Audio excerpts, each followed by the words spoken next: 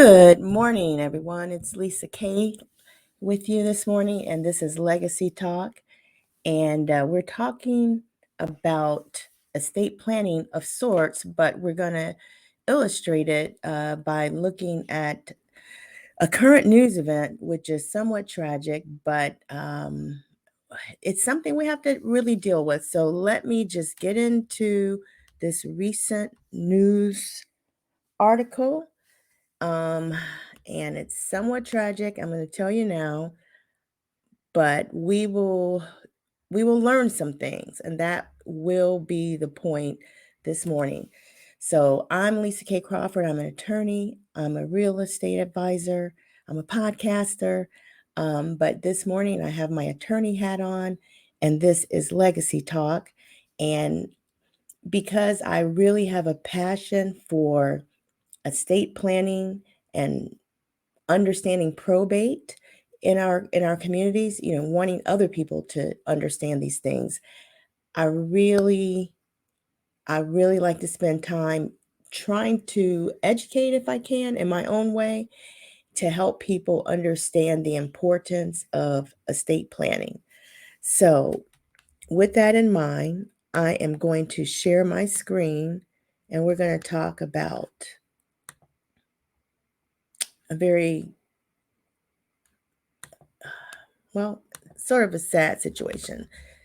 It's a situation about a New Orleans teacher who went on vacation with some friends to Mexico City, stayed at an Airbnb, and no one is alive that went there.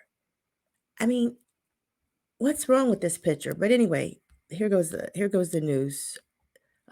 Teacher there died last weekend while on vacation in Mexico. And tonight, the mother of Cortez Hall desperately seeking answers in the death of her only son. His family says that he and two of his friends were found dead in their vacation rental home. And now they are still waiting to learn about the circumstances surrounding the deaths while also working to bring their bodies back home. WDSU News reporter Shay O'Connor joins us with the very latest on the situation. Shay?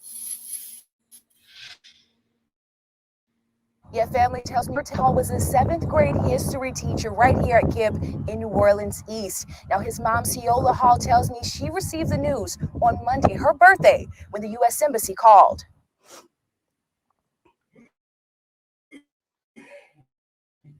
It's just a hurtful thing. I'm not getting any sleep. It's sleep off and on, waking up all through the night. And I think I'll just feel much better if he was just back home. Ciola Hall and her children say it's an agonizing time as they wait for answers. They don't know what happened to my child. They are under investigation with it. And that's all they can tell us. Cortez Hall is a New Orleans native. We're told his two friends were from Virginia. Hall's mom says the group traveled to the capital city of Mexico for a short trip over the Halloween weekend. Now relatives are desperately trying to piece together just what happened to the trio. All they have right now are bits and pieces. There was a male and a female. All three had gone over. And the female, she was able to contact her boyfriend to let him know that that she couldn't feel her legs. Her legs were numb. She couldn't move her legs. And she said, and she, kept throwing up. And the family says it's been a real challenge getting Hall and his friends' bodies back to the United States. When someone unfortunately passes abroad, it's a language barrier, and then it's not a lot of information that they give you over the phone. I just found out Monday, and I feel like as of Monday, we haven't gotten to nowhere. The hope for the Hall family to find out exactly what happened to the guy they say had a love for history, music, traveling, and his family, and to get him home for a proper burial. His mom had a message for other parents in the hopes that this won't happen to anyone else's child. Parents, please talk to your children. Please, when they are going out of the United States, please talk to them. Let them know that they need to be aware of what could happen. Now, as you can imagine, teachers, staff, and students here at KIPP all devastated at the loss of their beloved teacher. And we did reach out to the U.S. Embassy on the situation. They sent us a statement that reads in part, "We can confirm the death of 3 U.S. citizens in Mexico. We're closely monitoring local authorities' investigation into the cause of death. We stand ready to provide all appropriate assistance. Out of respect for the privacy of the families, we have nothing further to add at this time." We also reached out to the owners of the home where I'm told the group was renting from. At this time, we have not heard back. Reporting from New Orleans East, Shay O'Connor, WDSU News. Absolutely devastating, right? I mean, just so many things that went wrong here. Absolutely devastating. Well, there is an update as far as the cause of the death. So let me switch over and show you a CNN article that talks about the cause of death. These 3 vacationers died of carbon monoxide poisoning at a Mexico City Airbnb. That is what happened here. And it's very awful. Thursday, November 10th was the date of this article that gave an update. Indicates here that the family of 3 Americans who died from carbon monoxide poisoning in a rented residence in Mexico City. They were at a a Halloween celebration. And awful.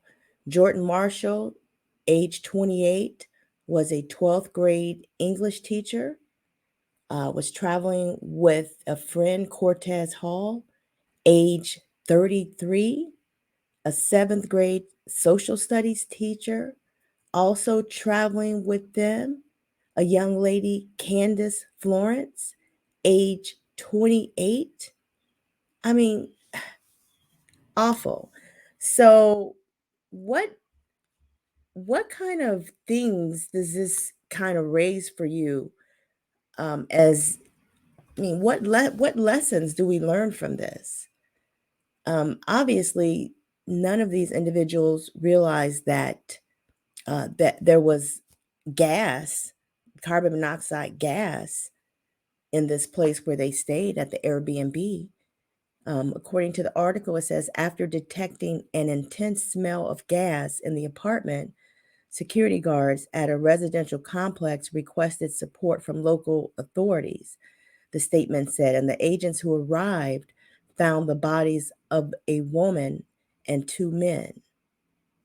Paramedics determined that they were dead at the scene. So, something went wrong here.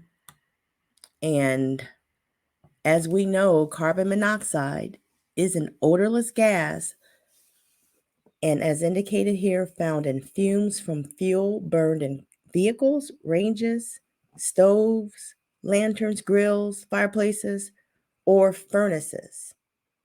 So I'm trying to think, I don't know, maybe there was a range or a stove or something in the place that leaked, or some type of furnace, I'm not sure. But symptoms of it include headaches, dizziness, weakness, upset stomach, vomiting, chest pain, and confusion. And as you heard in the prior news article, I think it was a young lady, was talking to her family member, said she couldn't feel her legs.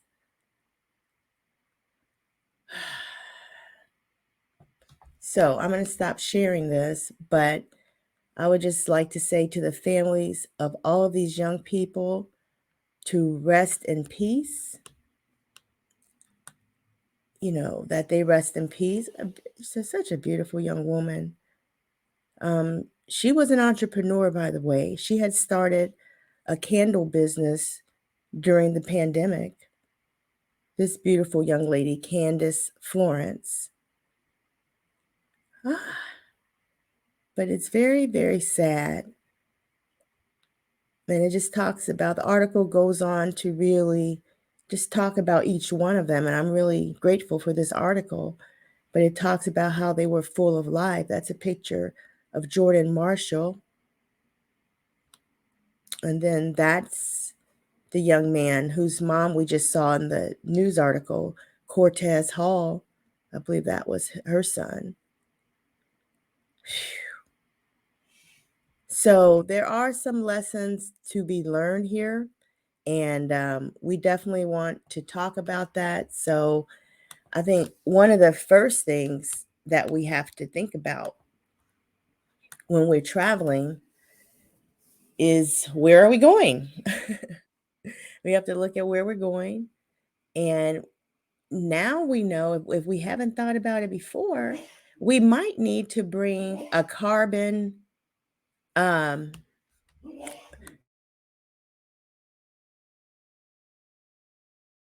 we might need to bring a carbon monoxide testing machine with us.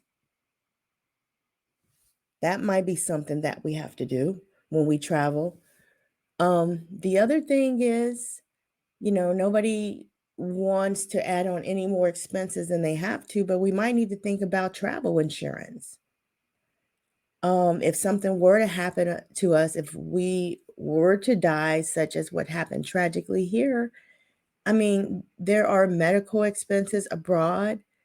A lot of times your body has to be flown back home, and there's a whole host of expenses associated with that. And from what I heard from spending some time in the travel industry, that there's going to be nothing less than around probably $15,000 to $20,000 that involves some type of emergency air travel back home.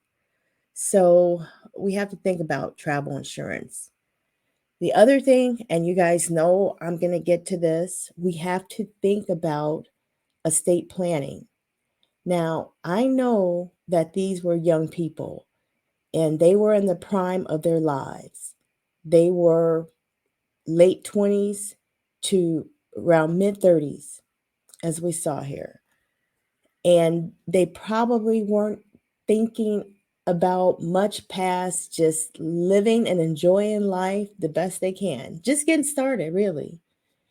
However, it's never too early to think about estate planning. And what do I mean by estate planning? You have to think about, if something were to happen to you, how you would handle your affairs. It doesn't just have to be death. You could become disabled. You could become unconscious for a period of time. It could be anywhere from days to weeks to months to years. I'm just saying, things happen. And when we travel, we should know for a fact that it definitely increases the risk of things happening. So the lesson I learned, get a carbon monoxide testing kit, I guess, whenever you're going to travel abroad, because you just don't know. And it's an odorless, colorless gas, a fume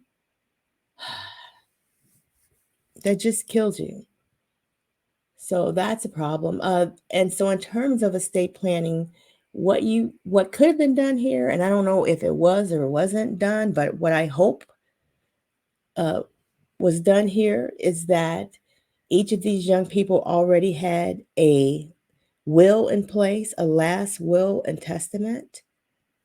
That would be something that you would plan ahead of time. It says, if I die, then my assets go to these named beneficiaries in this document.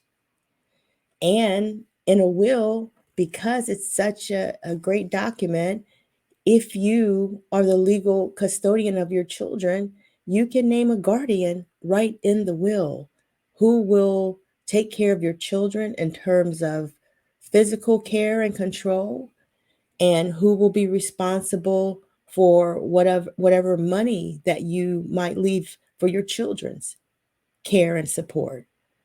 Those could be the same people or two different people in a will. Not to mention that if you have an animal that you just love, that's a part of your family, that you can actually provide for the care and support of your animal in a will if you want to. It's your will. So hopefully they had something in place like that. Hopefully they also had something in place like a living will. A living will essentially is a document that addresses end of life care circumstances, whether it's a terminal illness or some other circumstance where you're facing kind of imminent death. You can name someone to handle your affairs and circumstances like that. If you can't make the decisions for yourself, you can name someone. If you become brain dead, God forbid. But if you become brain dead, you can name someone to step in to make certain health and medical decisions on your behalf. And you will be able to consult with doctors on behalf of the individual who has given you that authority in a living will. So that's another document I can think of. What if these individuals owned cars, other assets, real estate, bank accounts? What was done there? Did they just own these things in their own name? What if none of them were married?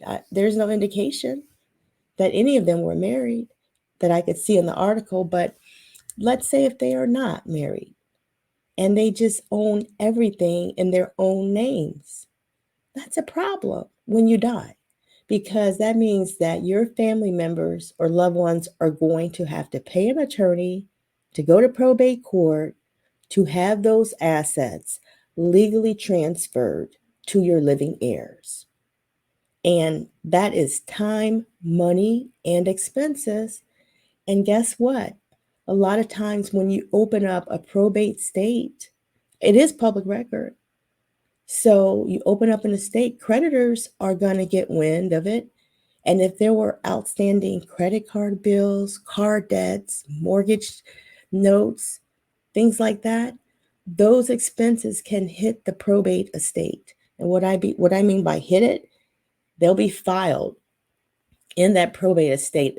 So not only will the court have to look at whatever assets this individual had, but the court will also be obligated to look at whatever debts and expenses this individual had. And so you don't get to close that probate estate until you address each and every one of those debts and expenses that hit the estate, their claims against the estate.